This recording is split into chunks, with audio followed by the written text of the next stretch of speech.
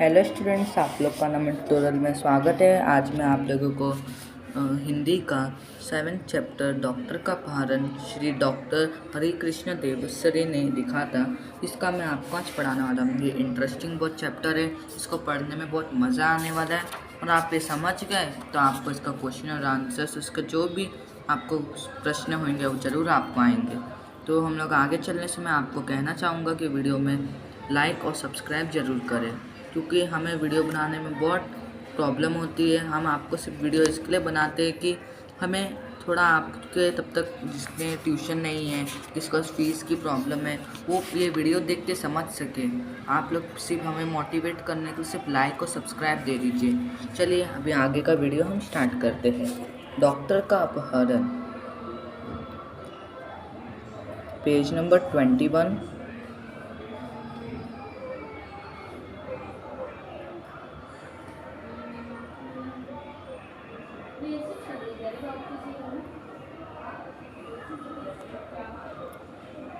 इन्होंने लिखा है डॉक्टर हरिकृष्ण देवसरे ने।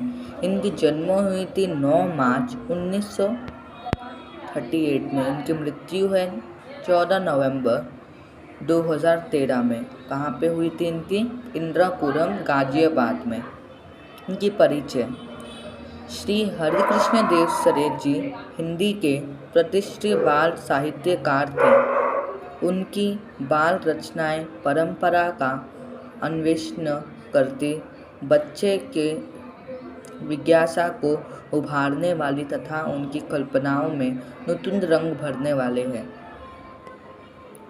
अभी हम इस चैप्टर को स्टार्ट करते हैं। डॉक्टर का अपहरण। अब डॉक्टर का अपहरण मतलब डॉक्टर की किडनैपिंग।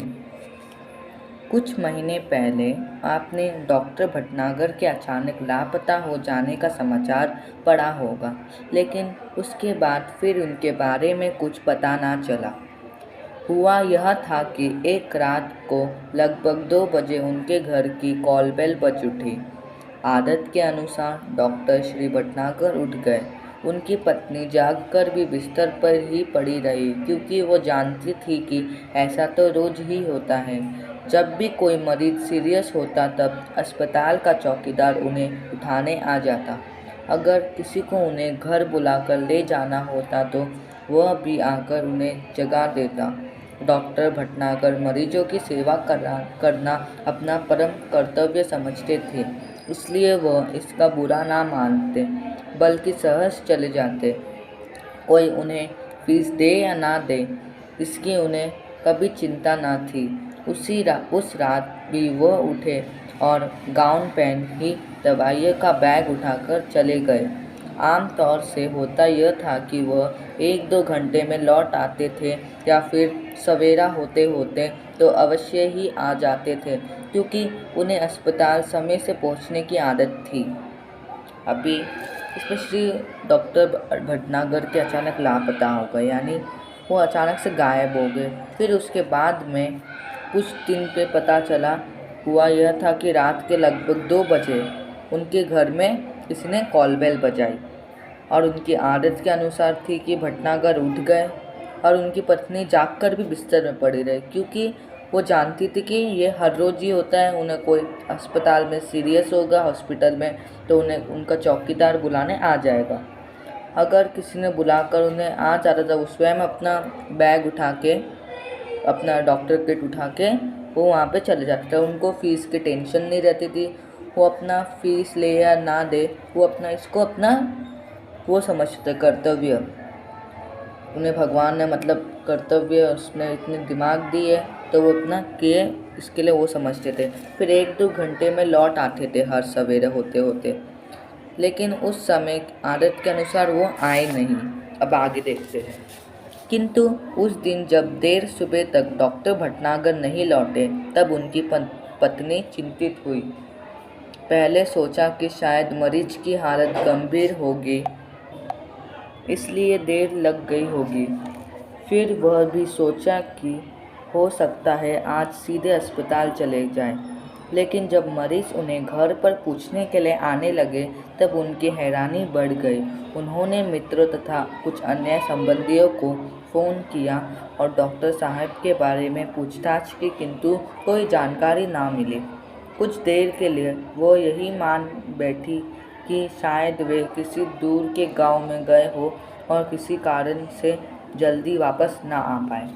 अभी आगे डॉक्टर भटनागर बहुत टाइम हो गया, सुबह हो गई और वो घर ना लौटे। इसके कारण उनकी जो वाइफ थी बहुत परेशान हो गई।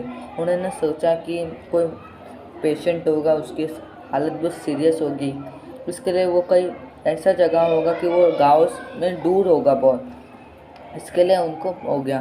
फिर उन्होंने अपने कुछ उनके फ्रेंड्स को कॉल करके पूछे कि आप भी तो डॉक्टर आए हैं। फिर उनके मरीज यानी उनके पेशेंट्स, दूसरे पेशेंट्स उन्हें पूछने आए डॉक्टर जी किधर है। फिर आगे शाम तक भी जब डॉक्टर भटनागर नहीं लौटे तब उन्होंने पुलिस स्टेशन को फ़ोन किया। डॉक्टर भटनागर का इस तरह गायब हो जाना पुलिस के लिए भी हैरानी का कारण बन गया। चारों ओर खोज शुरू हो गई। वायरलेस से संदेश भेज दिए गए। डॉक्टर भटनागर के गायब होने का समाचार बिजली की तरह शहर भर में फैल गया। उनकी पत्नी खोज के लिए केवल इतना ही सूत्र दे सकी कि डॉक्टर साहब अपनी कार में नहीं गए। उन्हें लेने कोई गाड़ी आई थी जिसके बड़े पहियों के निशान उन्होंने सवेरे घर के बाहर सड़क और फुटपाथ पर देखे थे। जाहिर था कि डॉक्टर साहब किसी ट्रक या बस में गए हैं। मोहल्ले वालों से पूछताछ करने पर भी कोई जानकारी ना मिली। फिर भी पुलिस ने वायरलेस से यह सूचना भी जारी कर दी कि कहीं किसी एक्सीडेंट के बारे जानकारी मिली तो सूचना तुरंत दी जाए। अभी आगे डॉक्टर साहब और श्री भटनागर शाम तक नहीं पहुँचे तो उन्होंने पुलिस स्टेशन जाके फ़ोन किया। तो उन्होंने डॉक्टर का पहले उनको रिपोर्ट दर्ज कर दिया, ही इज़ मिसिंग। फिर चारों ओर उस लोग की खोज शुरू हो गई। जैसे अपना लाइट्स कैसे पूरे मोहल्ले में फैल जाती है, वैसे ही फटाक से उनकी गुम हो जाने की खबर पूरी मोहल्ले में फैल गई।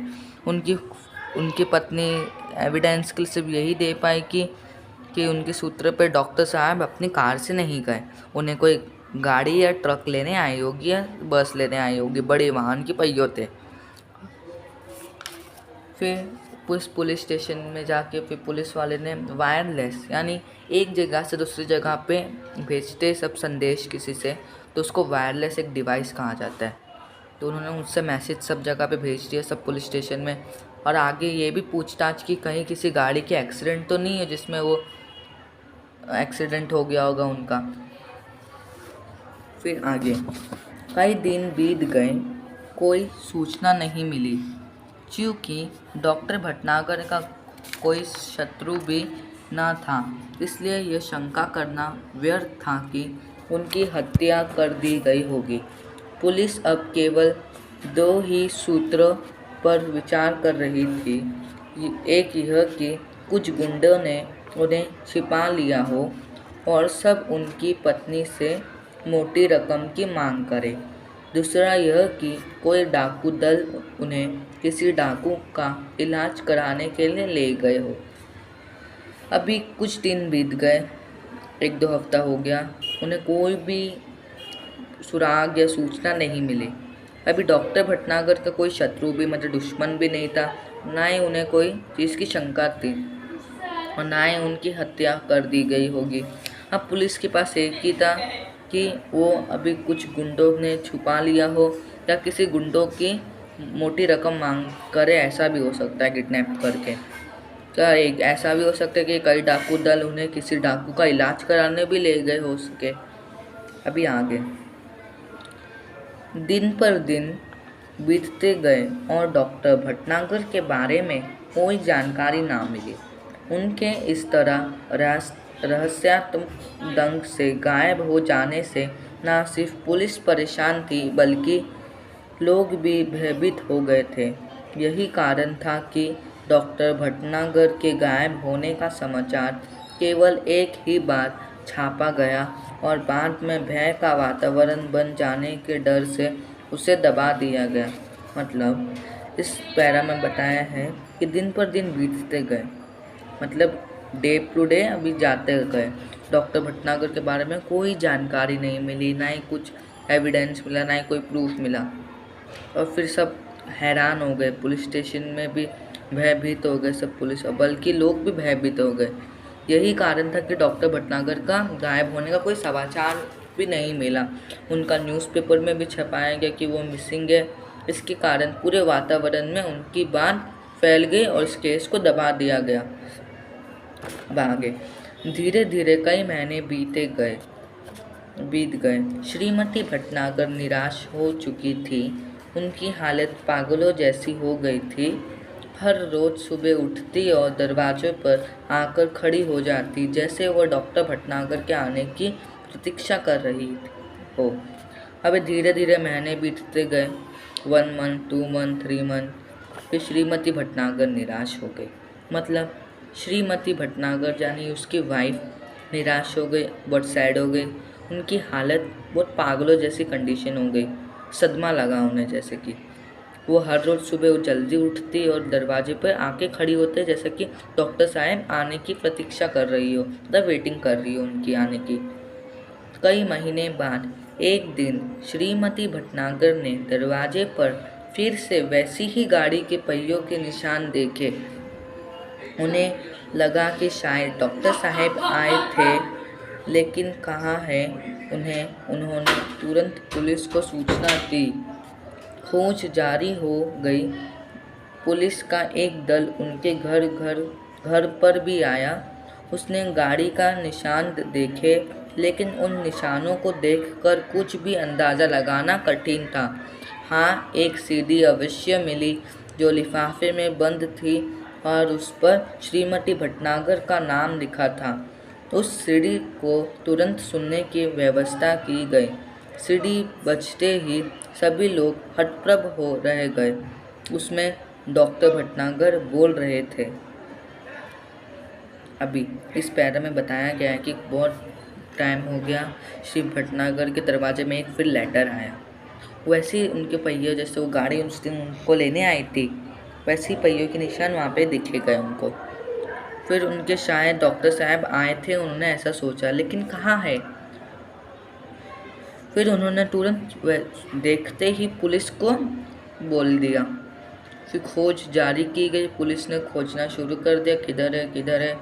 फिर पुलिस का एक कांस्टेबल आया घर पे उनके। उन्होंने पहियों के निशान का देखकर कुछ भी अंदाज़ा लगाना कठिन था। फिर उन्हें वहाँ पे एक सीडी प्लेयर मिला। सीडी प्लेयर में वो सीडी एक मिली। फिर उसको देखने का उस सीडी प्लेयर में उसका डिवाइस को व्यवस्था की गई। फिर उसमें डॉक्टर भटनागर कुछ बोल रहे थे।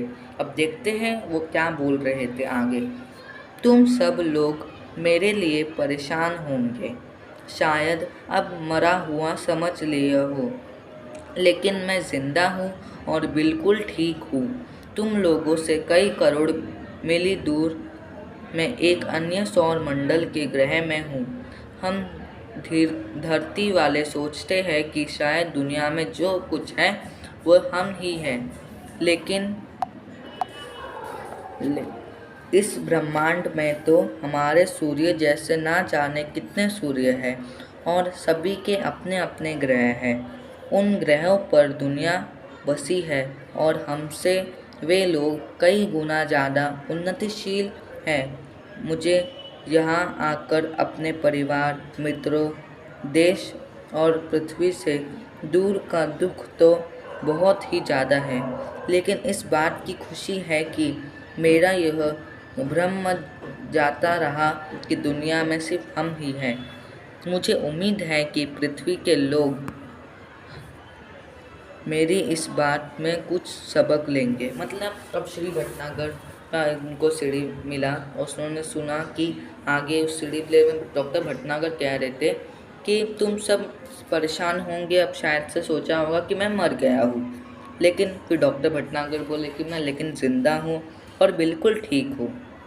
उन्होंने कहा कि मैं एक ऐसे प्लैनेट में हूँ जो तुम लोग से कई किलोमीटर मिलीमीटर दूर है। और वहाँ पे धरती वाले यहाँ पे हम लोग सोचते कि हम लोग ही हैं और कुछ भी नहीं है हम लोग के अलावा, जो है हम ही हैं धरती में। लेकिन ऐसा नहीं है।